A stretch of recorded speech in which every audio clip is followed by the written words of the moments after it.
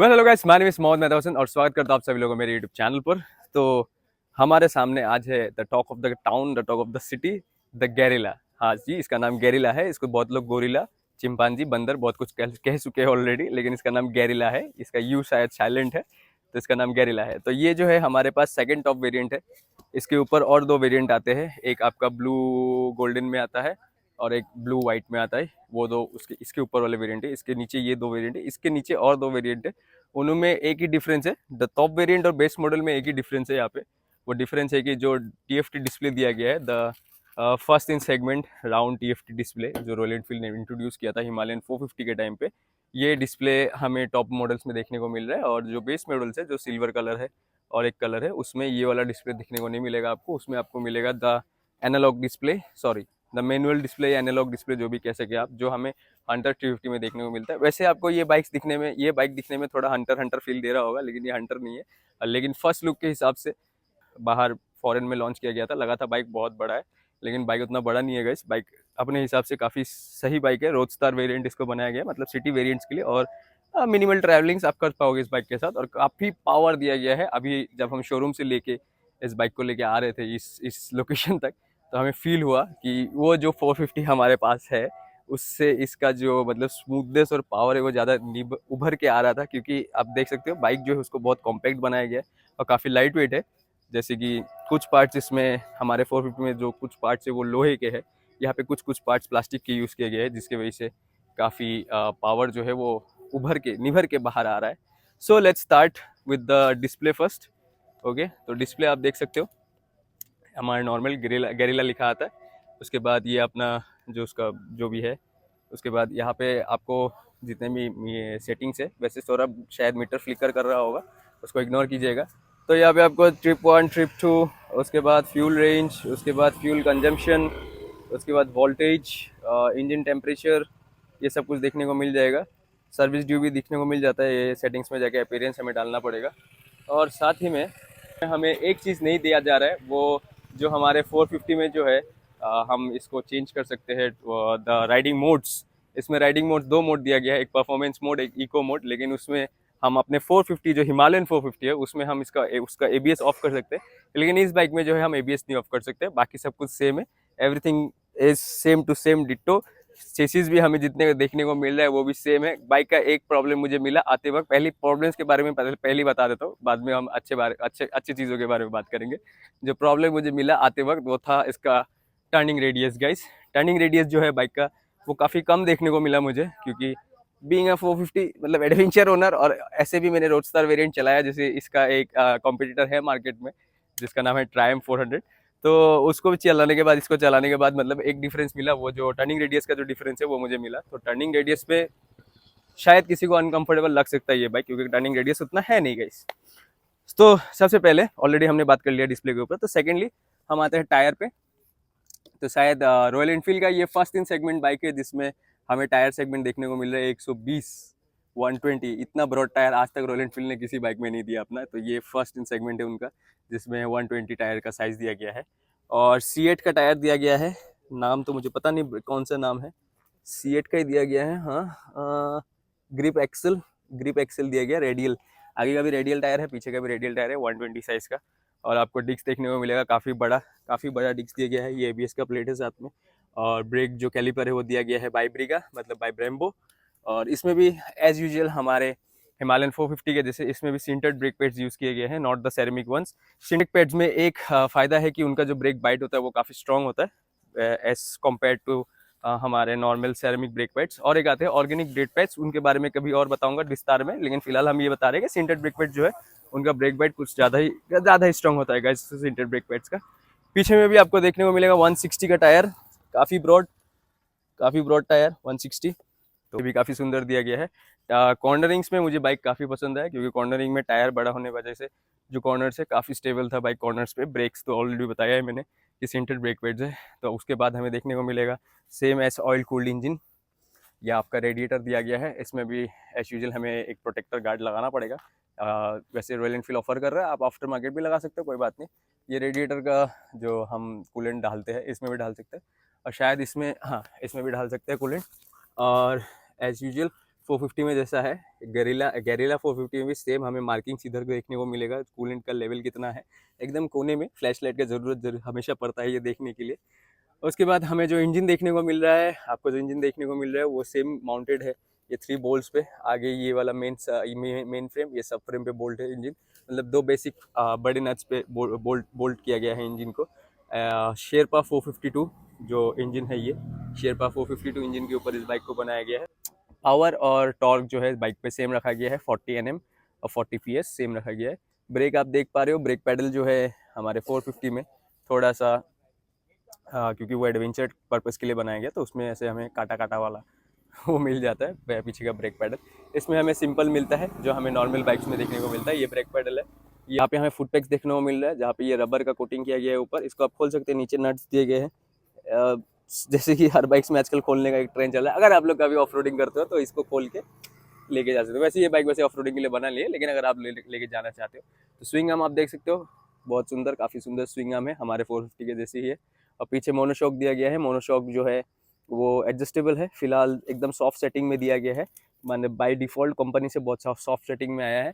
और अगर हमें इसको हार्ड करना पड़ेगा तो इसको एकदम लास्ट सेटिंग में लेके जाना पड़ेगा। और बाइक में और एक डिफरेंस जो बहुत लोगों का मतलब एक क्वेश्चन है कि बाइक में अपसाइड डाउन फोक्स नहीं दिया गया है, ये टेलीस्कोपिक फोक्स है, यूएसडी फोक्स। कुछ लोग बोल रहे थे कि यूएसडी फोक्स देने से परफॉर्मेंस ज़्यादा अच्छा होता, लेकिन ऐसा कुछ नहीं है। दोनों के कुछ प्रोज एंड कॉन्स है जो हम कभी और बताएंगे, अभी इतना बताने जाएंगे तो काफ़ी लंबा हो जाएगा वीडियो। तो इस पार्ट में आपको देखने को मिलेगा telescopic telescopic suspension from Showa, ये भी शोवा की तरफ से ही है। और उसके बाद हम आपको टैंक दिखाना चाहते हैं, टैंक को जो है काफ़ी मस्कुलर रखा गया है इस बाइक में, क्योंकि टैंक आप देख सकते हो, वैसे नॉर्मली टैंक्स हमें ऐसे गोल वोल डिज़ाइन के मिल जाते हैं, लेकिन इसमें काफ़ी ऐसा एकदम स्लीक डिज़ाइन दिया गया है। और जिसका फ्यूलिंग के लिए जो सिस्टम दिया गया है वो साइड में, राइट साइड में दिया गया है। अब जैसे कि मैंने बताया था कि ये वेरिएंट जो है ये रोडस्टार वेरिएंट है, इसलिए जो टैंक कैपेसिटी इस बाइक में दिया गया है वो 11 लीटर्स का टैंक कैपेसिटी है। तो 450 सीसी के हिसाब से टैंक कैपेसिटी और थोड़ा होना चाहिए था, अराउंड 13 तक होता तो थोड़ा अच्छा था। वैसे 300 किलोमीटर आप आराम से क्लॉक पर कर पाएंगे 11 लीटर टैंक के साथ, लेकिन थोड़ा बड़ा होता तो काफ़ी अच्छा होता। तो यहाँ पे इतना शोर है गाइस, यहाँ पे हमारे पास इतने सारे इतने अच्छे एंथुजियास्ट थे कि हमारा माइक भी फेल हो जाए इधर, ठीक है हो गया तो क्या बताए, होना चाहिए ऐसे एंथुजियाज्म होना चाहिए। और हम आते हैं बाइक का सीटिंग पोजीशन पे। सीट आप देख सकते हैं, ये सिंगल सीट है। सीट का भी कुछ वेरिएंट्स दिया गया है, जो आप जब आप लेने जाओगे बाइक को तब आपको पता चलेगा। उनका पैड में, आईपैड में डिज़ाइन में आ जाता है, अगर है तो मैं इधर शो कर दूंगा, मेरे डिस्प्ले में आ रहा होगा। सीट के 2-3 वेरिएंट्स है। उसके बाद बाइक जो है, हम बैठने के बाद, जैसे कि बाइक डबल स्टैंड पे है तो थोड़ा अभी मुझे ऐसा लग रहा है कि टिपटो हो जाएगा, लेकिन फिर भी मेरा दोनों पैर पहुंच जाता है। लेकिन बाइक का हाइट इतना नहीं है, बाइक का अराउंड 725 शायद उसका हाइट है, सीट 720 mm सीट का जो हाइट है, मतलब बाइक से पहुंच जाएगा। अगर आप 5-6 फुट के भी कोई नॉर्मल एवरेज बंदे हो तो आराम से इसको चला सकोगे। काफ़ी बढ़िया, काफ़ी निम्बल है बाइक रोड्स पे, मुझे काफ़ी पसंद आया। तो एक बार सामने आ जाओ, हम आपके सुना देते हैं फटाक से इसका जो एग्जॉस्ट नोट है गाइस, एग्जॉस्ट नोट सुना देते हैं।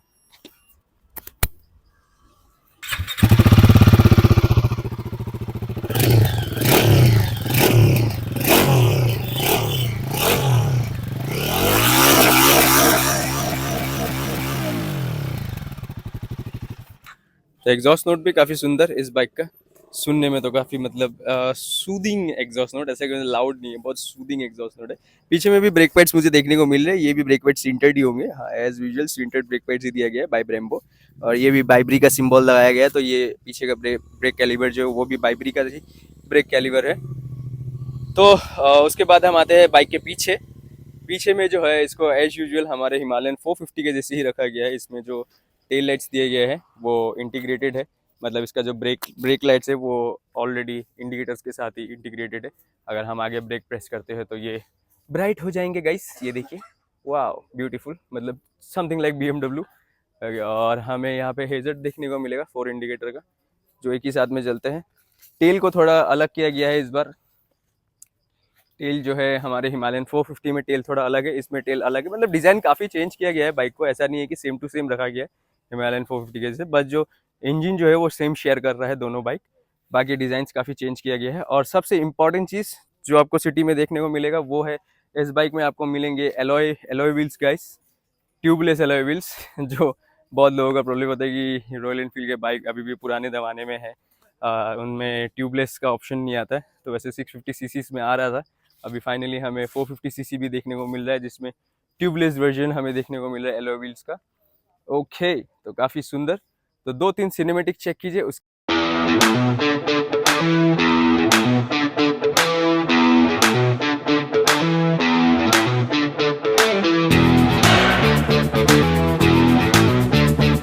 ओके गाइस, तो आप लोगों ने सुन लिया इस बाइक का जो भी स्पेसिफिकेशन है, इंजन के स्पेसिफिकेशंस। उसके बाद हम इसका खोलते हैं सीट। तो सीट को कुछ ऐसा डिज़ाइन में रखा गया है। नीचे आपको पता नहीं क्या क्या देखने को मिल रहा है। इधर में शायद टूल्स है, इधर में भी टूल्स ही है गाइस, दो टूल्स दिए गए हैं बाइक के साथ। ओके, तो सीट खोलने के बाद हमें यहाँ पे सुंदर सा एकदम नीट एंड क्लीन डिज़ाइन देखने को मिल रहा है। ये हमें रिले देखने को मिल रहा है, इधर हमें बैटरी देखने को मिल रहा है, एबीएस का यूनिट देखने को मिल रहा है, ये फ्यूज़ बॉक्स है, इधर भी रिलेज है, और the special bolt for opening the front tyre. ये जिन लोगों को नहीं पता उनको मैं दिखा देता हूँ। ये बोल्ट यूज़ होता है आगे का टायर खोलने के लिए। ये बोल्ट इधर घुस जाता है, इस साइड से नहीं, इस साइड से घुसता है गाइस। ये देखिए, अगर आपका कभी आगे का टायर पंक्चर होता है तो ये बोल्ट अगर आपके पास नहीं होगा तो आप इस टायर को नहीं खोल पाएंगे। वैसे खोल लेते कोई कोई मैकेनिक, लेकिन अगर ये होता तो ज़्यादा इजीली खुल जाता है।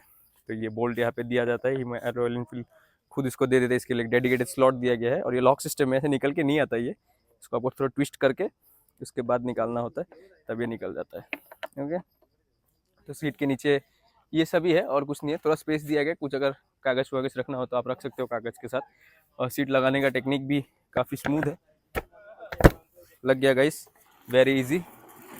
ओके, तो हमने बाइक के बारे में आपको सब कुछ बता दिया है। अगर कुछ भी और आपको जानना हो इस बाइक के बारे में तो हमारा कमेंट सेक्शन खुला हुआ है, वहाँ पे बता सकते हो। वैसे हेडलाइट के बारे में मैंने नहीं बताया, ये सेम हेडलाइट है जो 650 इसके 650 भाइयों के पास आते हैं, हमारे 450 भाई के पास भी दिया गया है, मतलब Himalayans and interceptors and super meteors. ये हेडलाइट जैसे ही जलता है, यहाँ पे साइड में कोने पे 2 DRL जलता है। जैसे आप स्विच ऑन करते हो, स्विच ऑन करने के बाद 2 DRL जलता है, और जब हम बाइक को इग्नाइट करते हैं तो ये ऊपर वाला लाइट जलता है।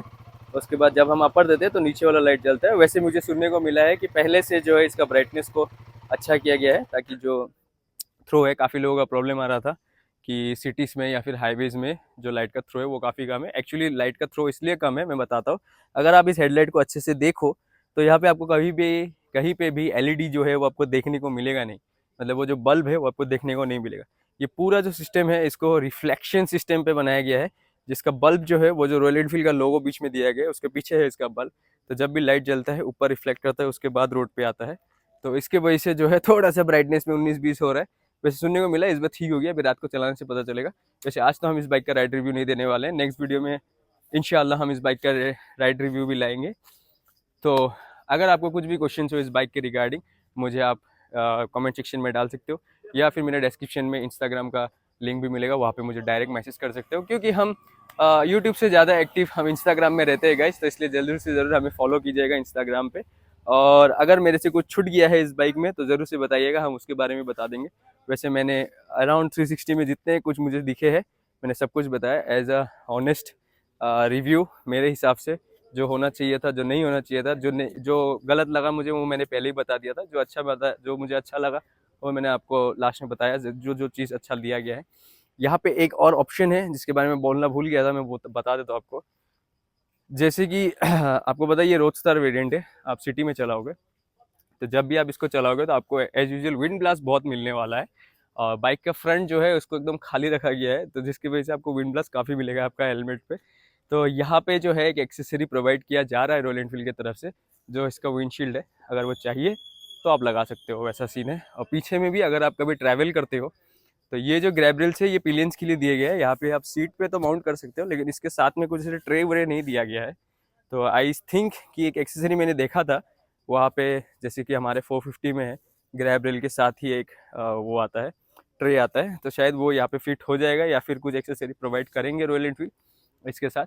तो काफ़ी सारे एक्सेसरी जब भी बाइक्स लॉन्च होते हैं रॉयल एनफील्ड प्रोवाइड करता ही है। आप उसको जरूर से देख लीजिएगा शोरूम पे जब भी आप विजिट कर रहे हो बाइक को चलाने के लिए, या फिर बाइक को खरीदने या फिर बाइक को बुक करते हो, आपको सारे एक्सेसरीज देखने को मिल जाएंगे।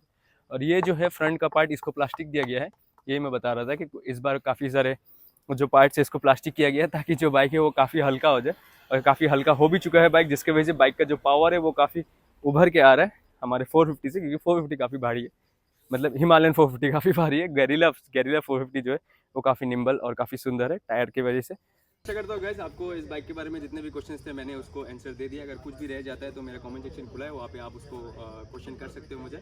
और आशा करता हूँ आपको इस बाइक का जो भी मैंने रिव्यू दिया है वो आपको पसंद आएगा। और इस बाइक का बुकिंग्स अगर आपको करना है हमारे गुवाहाटी में तो 4 Aces एनफील्ड जिन्होंने ये बाइक मुझे प्रोवाइड किया है तो उनके पास जाके आप ये बाइक ले सकते हो। उनका जो भी है डिटेल्स मैं अपने डिस्क्रिप्शन में डाल रहा हूँ और यहाँ पे स्क्रीन पे उनका फ़ोन नंबर आ रहा होगा। हमारे तरफ से जाओगे तो कुछ डिस्काउंट भी हो जाएगा ज़रूर से। तो आशा करता हूँ आपको ये वीडियो पसंद आएगा। वीडियो पसंद आएगा तो लाइक शेयर सब कुछ कर दीजिएगा। तब तक के लिए do what you want to do, just and all your bye bye. Thank you for being a part of this.